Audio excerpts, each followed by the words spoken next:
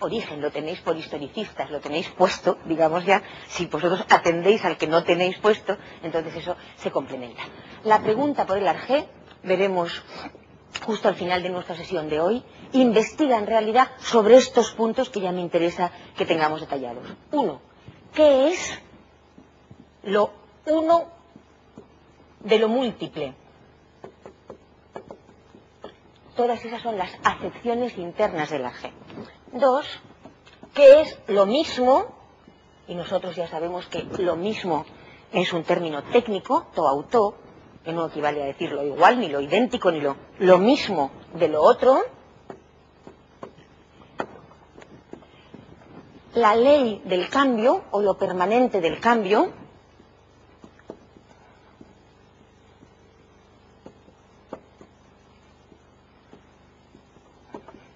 Y la ley, o el principio, ya entonces lo decís en filosófico. Cuando alguien habla de los primeros principios, o los primeros principios de la ontología o de la lógica, está entendiendo siempre leyes. Y leyes en el sentido que nosotros trabajamos el otro día. Aquellas que no pueden ser deducidas de leyes anteriores, porque si no, no serían primeras leyes, sino que tienen que ser, por lo tanto, indemostrables en un sentido genésico. Lo permanente del cambio y la ley, o las leyes, del cosmos, otra palabra que en principio no quiero traducir, y ya el otro día visteis que significa orden, mundo y cielo, en el sentido de las constelaciones astronómicas.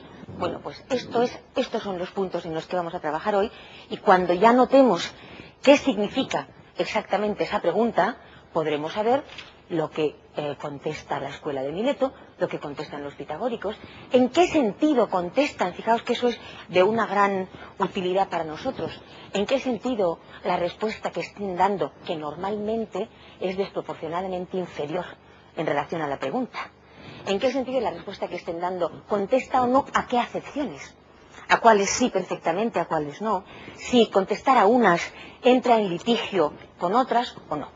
Empezamos entonces con la primera pregunta.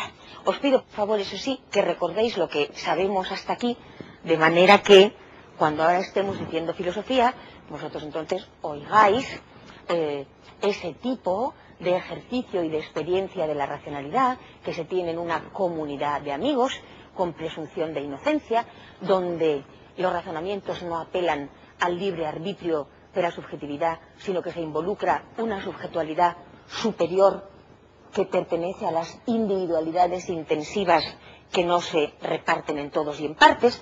Lo que hemos dicho hasta aquí, que ahora lo tengáis en cuenta, para notar que esta pregunta no pregunta por la sabiduría del pastor en el Himalaya, o la reflexión del hombre común en solitario en el bosque, o lo que contestan cualesquiera gentes que se pregunten por el sentido de la vida, de la muerte, Por ejemplo, hay una tradición estrictamente metafísica, humanista, historicista, que impide siquiera abrir esa pregunta cuando entiende por filosofía esto que haría cualquiera en solitario cuando se preguntara por ¿de dónde vengo y a dónde voy? Pues eso, desafortunadamente, para escándalo de nuestras biografías narcisistas, no le importa nada a la filosofía. Una cosa distinta es que luego cada uno encuentre aplicaciones de ese estilo. ¿Por qué no le importa nada? Y esto lo digo escandalosa, provocativamente, pero además porque es verdad. Porque la filosofía, de acuerdo con lo que hemos dicho, y gracias a que le es constituyente cada vez contraponerse al mito, y cada vez, no una vez, aquellos mitos que dejara atrás, cosa que sabemos que no ha sucedido, sino a los sistemas de creencias vinculados al poder que constituyen todos los tejidos sociológicos de cualesquiera de las comunidades siempre, porque le es constituyente contraponerse al mito. La filosofía no es nunca una tradición salvadora, no es una tradición escatológica, no es una tradición soteriológica, de tal manera que la pregunta de qué será de mí, de dónde vengo yo y dónde voy, que es una pregunta claramente de salvación, ¿verdad?, ante la angustia es una pregunta no filosófica. Es una pregunta mitológica. Mitológica. Y si por el sentido de la vida se entiende qué será de mí cuando yo me muera, o para decirlo de una manera más provocativa todavía, ¿os acordáis de esa película magnífica de Victoria Abril, verdad? ¿Qué será de nosotras cuando estemos muertas? Pues bueno, pues sí, ya veremos lo que pasa. La tradición de la filosofía griega a eso contesta diciendo que en cualquier caso la resurrección, la epistofé, la elevación de las realidades al punto de vista virtual de su máximo posible, esta ocurre aquí y ahora. Porque no es una tradición metafísica. No dice metatafísica, no dice después, en algún otro tiempo, en algún otro mundo, más allá de cualquier aquí y ahora, más allá de cualquier fisis o de cualquier lenguaje. Porque esa es la tradición del mito. Por lo tanto, entonces, la pregunta de por qué la filosofía nace en Grecia no es la pregunta de, a lo cual en el acto habría que contestar que no.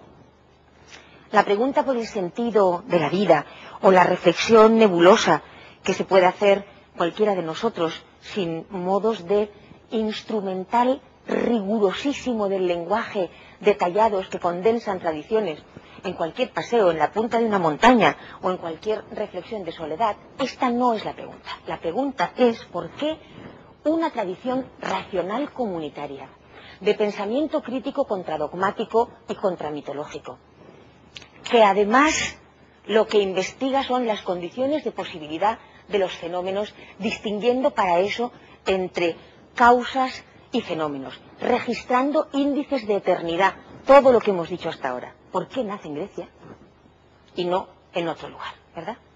Pero aquí está excluido contra la difusión, contra la asimilación de racionalidad a pensamiento crítico. Pero si la racionalidad fuera lo mismo que la filosofía, tendríamos además que decir que el mito no es racional, y no es verdad. El mito es racional. Lo que pasa es que no es lo mismo la racionalidad de un relato y de un cuento y de una imaginación extensa que desplaza sus nexos, que es todo lo que nosotros hemos visto. Eso no es lo mismo, ni sirve para lo mismo, ni tiene el mismo sentido, ni la misma efabilidad que un discurso comunitario compartido, efable, sincrónico, en fin, todo lo que nosotros hemos visto hasta aquí. ¿Por qué nace en Grecia? Si me permitís que borre esto, aunque me han prometido que me daban un borrador, pero no, bueno, con esto. Fijaos, las hipótesis, a no ser que queráis hacer alguna pregunta, antes de que entremos, ¿por qué nace en Grecia? Como os decía hace un rato, esa pregunta que empieza a tener bastante importancia en la Ilustración, pero sobre todo en el siglo XIX, tiene varias hipótesis de respuesta. Por un lado, podemos consignar a los orientalistas, que no están de acuerdo, ¿verdad?, a los que llamamos positivistas o bien occidentalistas, y entre esos tres grupos y a los estructuralistas, y por último en nuestros días más bien un punto de vista ecléctico. Fijaos, los orientalistas recogen más bien instancias bastante extendidas en el romanticismo, los positivistas más bien a la zona fría, a la zona ilustrada de la Ilustración, porque el romanticismo también es una de las caras de la Ilustración, pero su cara, si queréis, sentimental, onírica,